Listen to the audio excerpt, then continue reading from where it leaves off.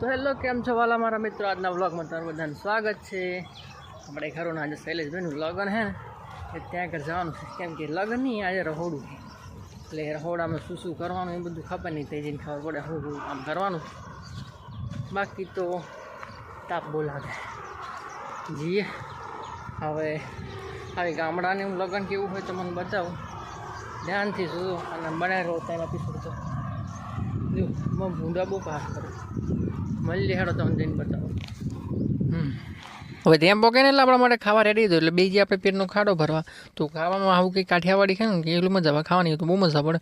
પછી સાર પૈડારું ટ્રેક્ટર લઈને આપણે નીકળી છે ગામમાં જવા કે કામ કે પાણી ટાંકી લાવવાની હતી ગામમાં એ ભલ લાવવાની હતી, ભરી નહીં ખાલી લાવવાની હતી. ભલ લાવીને ફરી આપણે બીજે ટોડિયા લોબા કરીને અહીં આગળ સ્વાઈડે એવો સ્વાઈડો ભરલા ને એટલે કે ટાંકી ભરી ગઈ. કાલો તે કાલ નહીં ફરી બીજો કામ કરવા નહીં જઈએ છીએ એ વાહનો ભરવાનો તો ટ્રેક્ટર ભરીને વાહનો ભરી જઈએ તો ફરી ગરમી વધારે લાગે ને ભાઈ કે પંખો ચાલુ કર, પહેલાં કુલર ચાલુ કર, ફરી બધું કામ થાય.